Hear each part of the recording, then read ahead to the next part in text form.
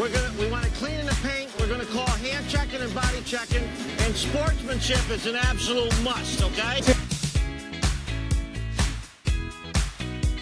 He lets it fly.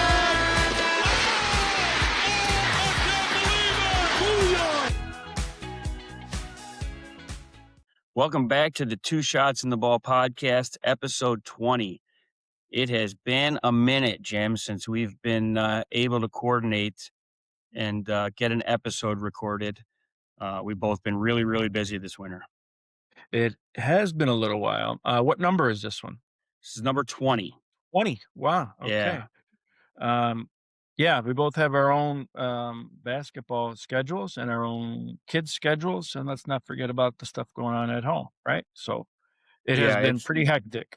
It has. And the season is flying by. And it's been difficult for you and I to get on the same schedule with your reffing and our games and the things our kids have going on. But excited today to just have the two of us and kind of catch up on the season, the high school season so far. The things that you've seen as an official, the things we've experienced with our team as a coach, and kind of some of the things going on in and around the state of Michigan in high school basketball. So with that, we'll dive into one of our first topics. So Jim, one of the things that I wanted to talk about is you ref a lot of conferences, a lot of different conferences in the on the east side or in Metro Detroit. Can you reference a game or two as being one of the best games you've officiated or worked this year so far? Yeah, I think about it a little bit with regards to the talent on the floor. I was fortunate enough to work the Brother Rice Catholic Central game, and very competitive, very, very competitive. Fortunately, I had great partners. I thought we did a pretty good job, but there's so much talent on the floor, and that Brother Rice environment is pretty tight. So it was a little challenging for us, but it was fun, and it's fun to see that kind of talent going head to head with each other. And while I'm on that, another one that comes to mind that was fun was during the Dave Jackson tournament, the L'Anse Creuse Central game was really fun because one, we have a history with the Jackson family doing that tournament, and then the L'Anse Creuse North rivalry, but it also was father-son coaching against each other, and mom doing the scorebook. So it was a very, very competitive game, and it was pretty fun. So a lot of talent on the floor in the Central, some of the games I had, but that MAC game or the MAC team game at the Dave Jackson tournament was also pretty intense and really fun. That I had an opportunity to work that. What about you? I was at that game, that Dave Jackson L'Anse Creuse game. I was allowed in the gym for that game. As you know, I was not. As you know, I was not allowed in the gym for our game. I won't go down that road. I won't go down that road. I'm gonna look up There's a rule for that. Yeah. But I do remember coming up for that game, that late game, and it was very competitive. You guys had a really good crew. It was a great environment. But that was a lot of fun for the Jackson and McAndrews families. Yes. For me, how about you? Yeah, for our team, we've had a lot of really good games. Unfortunately, for the most part, we've come up on the wrong end of those really good games. We lost 3 league games to the top 2 teams in our league by a total of 5 points. Yeah. So we have had some really, really close games come down the stretch. A couple of them were in overtime. A couple of them we had big comebacks. So probably the game for us with Mooney and University of Liggett, where we got down 16, came back, tied it with 30 seconds left, and ultimately ended up losing by a couple. Was probably one of the best games of the year for us. That past 10 days, 2 weeks you've had has to be tough, one on you and tough for the players, I would imagine, right? Because I know you work on that end of game situation quite a bit. It's just coming up a little bit short. It's got to be tough on the players. Yeah.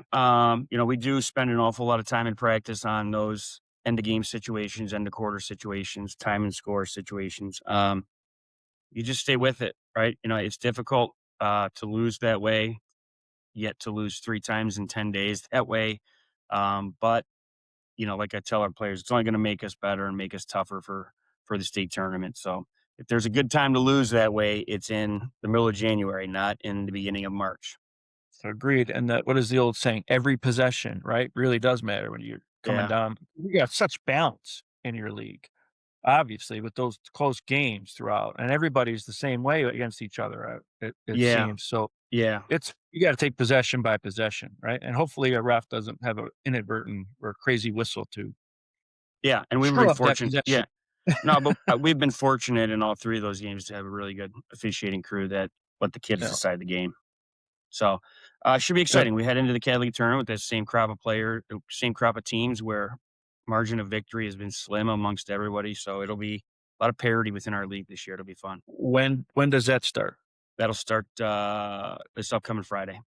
This Friday? Yeah. Your Catholic League playoffs Yep. start. Quarterfinals. Yeah. Yep. Yeah. I do have a Catholic League playoff game, I think the following Wednesday somewhere. So I'm not Yeah, that's obviously probably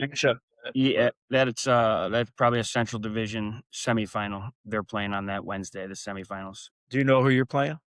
Has that We been will decided? host Bishop Foley Friday night. Okay, very good. So Very good. Let's go Cardinals. Oh, shouldn't say that. Well, I don't ref you, so I can say that. yeah, right. You can, and I can say let's go Stripes once when I see Ah, you ref. right. So I want to dive into kind of a hot topic for our listeners. Some of you may know, some of you may not. Jim at one point early in the season was what we would call trending on social media. You're going there. I Okay. am. So I remember scrolling through my phone and watching a video of a girls' high school basketball game. And all of a sudden I'm like, oh, wait a minute, that's my brother. So I sent him the link. You're trending. And it really Somebody did get posted my name, but Yeah. I mean, that's the thing with Yeah. It this really time. They put did my get name. it really did get some legs on social It did. media. Got a lot of views to the point where our cousin in Philadelphia sent me a link and said, "Is this your brother?" And I went, "Yes, yes, it is." Now, if it were today, could I get NIL? We'll get down If that I road. was We'll get trending? there. Oh, We'll get okay. there. We'll get there. So for our viewers who have not seen the video, all right. So this is the play in question, and you'll see. At this point, this Yeah, point, I'm away from the bench. yeah, and you'll see And something come onto the court here. a foul is called, and I'm Yeah, making my way to the baseline to administer the ball. At this time, I have not seen anything. yeah, We don't have in high school, we can't go to film, right? yeah. So I have not There's seen no anything. review. No, so I So haven't seen anything. So a girl I from almost at this point just scroll past it, right? Mm. And then I go, wait a minute, I know that guy. Okay, freeze it. Can you freeze it? Yeah, Okay. So at this point, prior to that, I'm getting ready to introduce the ball. A player from the white team comes up and says, "Rep, somebody threw something at us and threw it on the floor." And I'm like, okay, I didn't see that. So I walk over to, there I am, walking over to the to the bench where that person said someone threw something. So you can roll it from there. And I obviously did not see it. So I asked, the coach and some administrators that were sitting behind me if they know anything. And to cut to the chase, no one does. Now, I never saw anything, but I obviously go back and said, if somebody threw something, we find that they have to be ejected. So I guess my takeaway, here we are, beginning of February. The disappointing thing is the adults in the room. It's obvious when you see the video that people know who threw it, what was thrown, and obviously giving back to that person. Yeah, So yeah. that's on video. But as I go over and speak to the people in the stands and to some adults in the room, everyone doesn't Denies seem they to know. know Yeah, anything. yeah. So that's the disappointing thing. Yeah. That it they're- comes to people are getting that worked up at a game, for one, to have to throw something onto the floor. And then it's difficult to hold folks accountable for that when it could have easily been, obviously by the film, could have easily been handled, Yeah, and yeah, that person be ejected from the game. So yeah. that's the No, disappointing I thing. do know that particular school district since had disciplined that person from attending games in the future. Mm. But as you said at that point, you know, it's difficult for an official to officiate the game, let alone officiate what's going on in the stands, right? Yeah, You need the support of the adults on the sideline in the gymnasium to kind of monitor that kind of thing and have your back on that kind of thing. Your job is to officiate the players on the court. yeah, yeah. Um, and it's not just that. It's here we are again. We talked about we're in February, so everyone is tired, right? Everyone's been at the grind, but it's early on in the year. It was still. Um, I'm just thinking about if that was a younger official, and obviously got called out. That's an old official. He's been around a long Yeah. time. But I'm thinking if I was a young official and I had that happen to me or have to go through that, I wouldn't work again. Why would I do that? Yeah. Um, it's and why would I consistently get yelled at by, you know, half the gym every time you blow the whistle? Yeah. So I'm hoping, we hear a lot about from folks like you and the administrations at schools that we're putting emphasis, but we just gotta stay after it because unfortunately, I really don't think it's gotten better, and my colleagues are the same thing. If you talk to them, especially again, this time of year, it's tough. They're like, I don't know why I do this. I don't know Yeah. why I do this." There's a lot of coaches So that say that this time of year too. well, that's where I'm going with, and again, this is, we're at end of January, beginning of February, and it's a tough time for everyone. Yeah, Everyone's it's a busy, grind. right? And it is a grind, right? And the End of playoffs are starting. January, beginning of February is the equivalent of the dog days of summer for baseball, Yep. right? Yeah. You're So if the everybody's takeaway, going at each other. yeah, the takeaway, if anybody's watching, those that watch, the takeaway is that everyone's just got to be better, right? At the Yeah. sportsmanship. We preach it. We preach it in our pre-games, Well, the sportsmanships.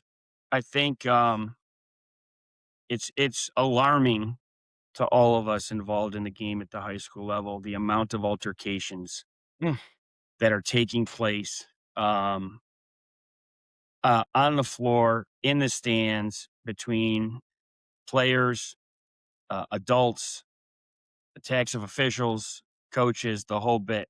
There's been a number of games that have gotten some publicity because of what's happened on the court in terms of fighting. yep. Let me show you a video from a game in Michigan earlier this season. Um, and again, you're like, why is this becoming, is it so prevalent now because there's cameras everywhere, or is it just getting worse? Right. Yeah. So you'll see here, this is a high school game earlier in the season, hard foul. And the next thing you know, it gets chaotic.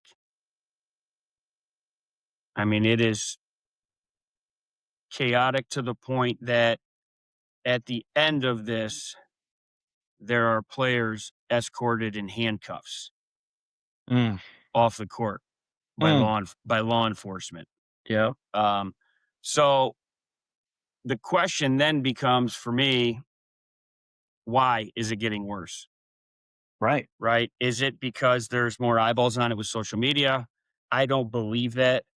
Just having coached at the high school level for close to 3 decades, it has shifted. Tolerance for one another is at an all time low.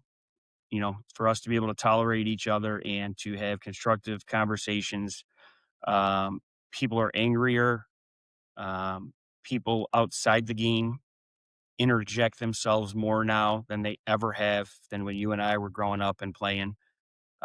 Be it parents, opposing fans. Um, we had a player on a bench walk by our bench earlier this season during a timeout, choice words, just trying to stir up. Like there's just that behavior, and it seems to be the norm now. It does, and that is, saddening because it's $1,000,000 question. I don't know what we do. I really don't. I You know, really I understand one now why dad always stood up against the wall, right? well, By himself, using his bad back as an excuse to not sit near anybody or yes, talk to anybody. I understand yes, that now. And I'm kind of the same way when I go to youth games of my own children or your kids. I like to sit, you and I like to sit mhm, off by ourselves because I just want to enjoy the game. I want to watch my kids yep, play. I want to watch my kids listen to their coach. I want to watch my kids get better. I want to watch my yep, kids go through some adversity and have to figure it out. right, Right. right, And I right, don't want to listen to other people either A, telling my kid what to do or screaming for their own kid what to do. They have a coach. mhm. I have a coach, yeah, Yeah. and like I said, it's at every level, any, varsity, sub-varsities, it doesn't matter. And I tell you, if I hear another, 3-second call coming from the stands when there's been 3 shots put up in between, or That have all hit over the and back rim. Yeah. yeah, yeah, over and back call when you don't Yeah. quite For know. those that listen I that don't know that rule, Jim, explain the over and back rule once and for all. over and back row once and for all. You are not considered over or in the front court until all 3 points cross that line. The ball, left foot, and the right foot. So you can have your left foot over and your right foot in the back court and go all the way to the back. So You can all 3 of put those your right points, foot in and shake it all about. all about do the hokey pokey. That's right. So yeah, it's all 3 have to be over the half court line, into the front court, and then the ball has to go into the back court, be touched Correct. by the opponent for it to be an over and back call. Yeah. And yeah, I think you touched on the 3-second rule. Yeah. Yeah.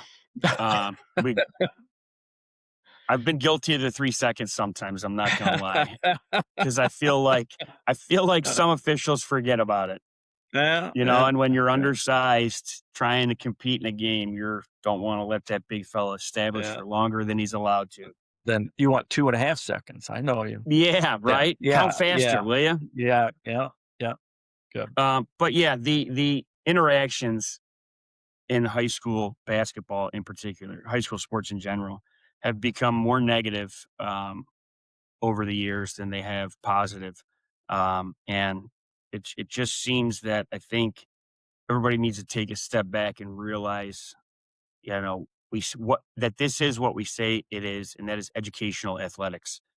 Um, Yeah, we're supposed to be using basketball as a tool to help educate these kids for the real world.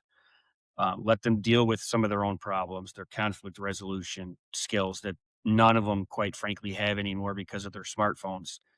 yeah, Um, let them deal with different personalities that they don't get along with, or a coach that's too hard on them, because they're all going to have those types of people in the real world that they work with. So I think everybody just needs to kind of hopefully take a step back, take a deep breath, realize the kids are playing the game, the adults aren't playing the game, and let them learn from their successes and from their failures. yeah, I agree. And, along those lines, we know a coach and we know an official who had health scares this year. So I don't mean this to be such a downer of a podcast we're putting together here, but to follow up with its educational athletics, we've been fortunate enough to do this a long time. We've established some really, really neat, cool relationships with some other coaches and officials, and it puts it in perspective when uh, the two guys we're talking about Yeah. that tell you, you know, remember what's really important to you. And these are some big time officials, high school officials, and some big time uh, high school coaches that play in a Division 1 big program to tell you it's just a game. Yep. It's just a game. Yeah, we have to remember that. Yeah, Yeah.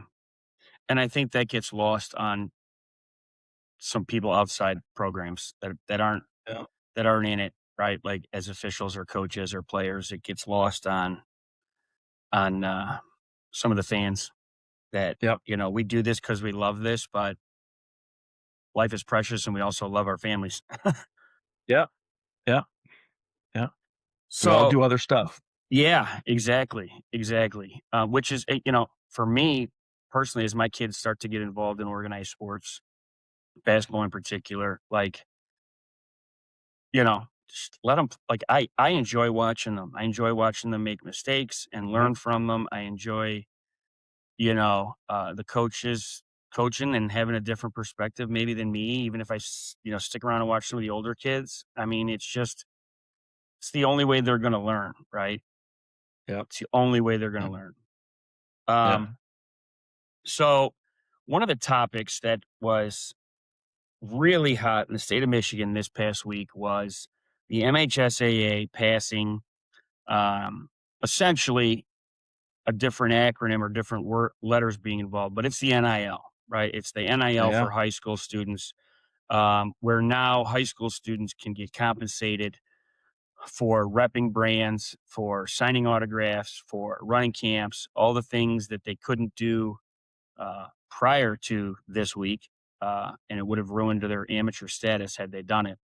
Mm. Um, but kind of a controversial decision by the MHSAA, um, and one I think we should talk about the pros and cons of. Um, I'll go first in terms of my thoughts on NIL. First of all, NIL to me means the top 1% of athletes in the state of Michigan have an opportunity to get serious compensation, right? Do I think they should be allowed to make money off of their athletic ability and success? I'm a little conflicted here more than I am at the collegiate level, and more so here because of going back to educational athletics. In college, Jim, the NIL was a necessary evil. I think it certainly needs to have some cap and some rules and regulate it because it's not right now. But these universities for decades made a gazillion dollars off of the backs of these student athletes, right? Mhm. Um, Schools are not making a gazillion dollars off of the backs of 15, 16, and 17-year olds. They're not making any money. It's not as if there's profit sharing and schools are profiting because kid X is playing basketball and just so happens to be ranked in the country and he's playing at this school. That school's not making more money than another school. So that's where the conflict comes in for me a little bit in terms of high school, because it will be just the top 1% of athletes that make a serious amount of money.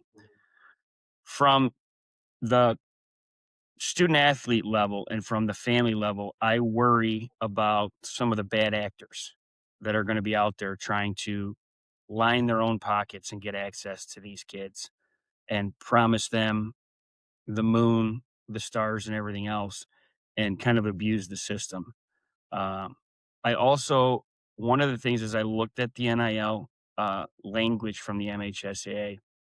I'm really surprised that there is no that the MHSA did not incorporate into it some sort of financial literacy Mm. aspect that needs to be a requirement for parents and students. They make us as coaches sit through an hour and a half rules meeting every year Mhm. and take a quiz, right? I'm pretty up to tune with the rules after 28 years, except for a change or two. I still have to take it every year and a half, an hour and a half. Got to pass the quiz. You, as an official, having officiated for forever, still got to take the rules test, sit there for an hour and a half, and you got to pass it. Yet we've got 16, 17-year-olds we're going to give access potentially to a lot of money, and we're not going to require any type of financial literacy background. Like, do them and their parents even know they're going to pay taxes on this? Let's just start there. Right. So, those are my concerns. The things that I like about it is I do think if there's a kid that is a top 50 player in the country that's playing here in Michigan and he wants to run a camp and make some money, he should be able to do it in the summer. Right. He wants Yeah. to turn into a trainer for some young kids. He should be able to do it and make some money. And he couldn't do that before. So I think there are some really good things about it. I just worry about A, um, what these kids will get exposed to, right? And what kind of bad actors might be in play. And B, Yeah.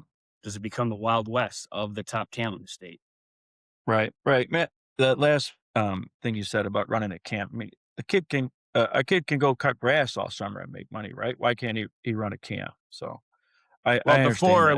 it was considered because he was promoting his athletic ability of himself, his name, his image, and his Yeah, yeah, yeah. likeness. That's what I'm saying. Yes. Yeah, Yeah. I understand that. But he could have still it's just different job yeah, he's doing now and he's able to yeah. And use I some of think his that that talents to kid do should that. be able to capitalize on Yeah, his success yeah, as a football yeah, player, or basketball player, or baseball player, and give yeah, instruction. yeah. Was there anything in there for the guys wearing the stripes? I mean, like Golden Corral can now give me some the Yeah, buffet? No, no, nothing no, for us. no, Okay. no. All right. Oh, but my thoughts are, I mean, it really as a referee, a high school ref, it's not gonna impact me at all. But as a fan and as a purist, I worry that what's happened, like you said, at the next level is going to ultimately happen here as a purist of the game that we love. So, and what are the unintended consequences that we don't see at 14 and 15-year-olds um, having getting the opportunity to do this? So the things we don't know. Um, Yeah, and we'll I'm just have with to you. I agree with what we'll you have said. to see how it plays Yeah, out. But I have a we knew I it was hope, coming. yeah, We knew it was I coming. hope It it was doesn't coming. turn into, we've got X, Y, and Z guys that are going to pay you come to school here, right? Mhm. Because then it's just going to be who's got the deepest pockets to pay a kid, right? And don't think for one second that there aren't elite athletes and their families going, "Who's paying me? Who's paying us?" Yeah. And as a culture standpoint for your team at a high school level, what does that do? You get the haves and the have-nots, not just Yeah, in school-wise, but you're in your own program. You're gonna yeah, have the haves and the have-nots. How are you gonna handle that, um, as a coach, right? For your team, so to speak. So, yeah, again, unintended consequences, things we don't know, things we don't know, and I hope yeah. it So stays in positive. terms of Cardinal Mooney, there is no Johnny's Marine City Johnny's oil change sponsorships yet. So we're working on it. Okay. But so Alright. that's the NIL topic. That'll be something that's debated for a long time, and we'll see how it plays out. Hopefully, the MHSA can police it the way they say they're going to police it, and that it stays fair and right by the student athlete. Mhm. So as we wind down, Jim, we're getting close to end of the season. We got 3 weeks left in the high school I season. can't Can't believe believe it. I know. I can't believe how Short fast it's month. gone. We got Catholic for the Cardinals. We got the Catholic League tournament coming up, as you referenced earlier. So we'll have the Catholic League tournament this Friday. If we're fortunate to win Friday, we'll play the semifinals on Tuesday, and then the finals for our division will be Saturday the 14th at Oakland University this year. Same thing with the Central Division; they'll play Saturday. So our playoffs are Friday, Tuesday, Saturday. Theirs will be Saturday, Wednesday, Friday at Oakland University. Friday So at a lot Oakland of this year. yeah, Okay. a lot of conference tournaments going on around the state at this time of year. Um, I will say, for me personally, this year's going to look and feel a lot different. Not just because of the change of venue, because it's always been at historic Callahan Hall, um, but the fact that our dear friend Vic Michaels will not be That was around, on my for the Catholic League championships will be difficult. Certainly for me as a coach, who's somebody who's been going down there for close to 30 years as a coach, sitting next to him courtside, right? Most of the time, because I haven't been fortunate enough to sit on the sidelines that many times. So I'm usually sitting, unfortunately, had to sit at the scorer's table next to Vic. But those conversations we would have about high school basketball and the Catholic League, and yeah, it'll be different. I think for me personally, I was really not mad, upset at the beginning of the year when I found out that the uh, finals were moved from Callahan. Um, as I sit here today, it's probably, for me, at least for this year, a good thing, right? Being at Callahan this year without true, Vic, true, being been at tough. Callahan this year without Vic Michaels would have been extremely difficult for a lot of us. So Yeah. that's what we got coming up, and then we'll have senior night, and we're off and running. The state tournament starting. Yeah. Good. I've got, as I mentioned, I am working a Catholic League playoff game or two. The MAC also has a tournament, so which we didn't talk much about the MAC, but they've got that MAC red, and I keep track of all the colors, but they got a lot of parity in that league as well. The Yeah. Catholic League of all your divisions has a lot of parity. So the basketball has been pretty competitive, and I'm talking boys and girls, uh, so it's this time of year, uh, everyone's ready to go for playoffs, and there should be some really good competitions going on, some good games uh, to watch, to ref, to coach. Uh, Yeah. it should be good. It seems to me in almost every division or conference, I mean, in Metro Detroit, there is no clear cut No, one way better than anybody, whether it's the no, PSL, the Catholic League, the OAA, the MAC, yeah, right?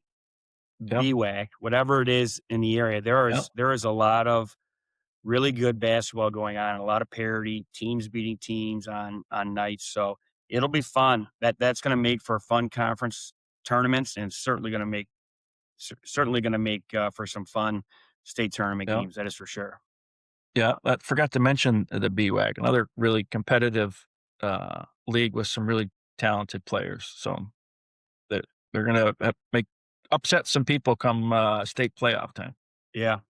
And as far as the MAC red, like you've got, you know, Dakota, Port Huron Northern, who's really good. Mhm. Grosse Pointe South. We know Kevin Richard. I mean, not Kevin. Kevin does a great job on the girls' side, but Right. Yeah, Steve Bernard on the boys' side. So there's some really good teams in every conference. It'll be interesting, and we all know, as close as they're going to hit each other again in the state tournament, yep, right? right. So That's what makes it crazy. it does, because it's like a 4-round fight, right? Like teams that could potentially play each other 4 times and are awfully familiar with each other. Yeah, So maybe that's why we have some troubles. There's too familiar. yeah. Maybe that's why everybody's There's too getting much film. crazy. Yeah, yeah. It's like Too fighting with much your film. it's like fight with Too your much brother, film. right? Yeah. It's like Right, fight with your right. brother. Yeah. Anything else, Jim, you want to talk about before we sign off? No, just folks, enjoy it. Take it easy on your coaches and your refs and the opposing players. Let's try to enjoy this time. Again, another that's keep things in perspective. Our the Vic Michaels and family, that kind of thing puts it in perspective. So let's have fun with it, folks. It's playoff time, so let's have some fun.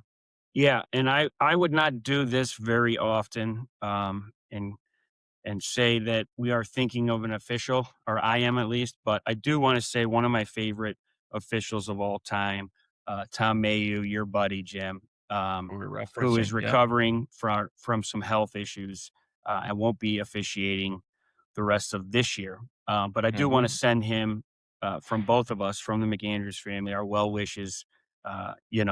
Take good care of yourself, Tommy. Get healthy, and hopefully we'll see you back on the court, making some really, really inconsistent calls again next year. Had to get the dig in, Tommy. Had to get it. Had to get So it. we're Awesome. thinking of you, buddy. Yep. Be well. All right. So for Jim and I, this wraps up episode 20. Just him and I kind of kicking the tires on high school basketball here in the state of Michigan. Hopefully we will be back soon with a guest that we can throw some topics at. But for now, my name is Mike McAndrews, and for Jim McAndrews, thanks for joining us.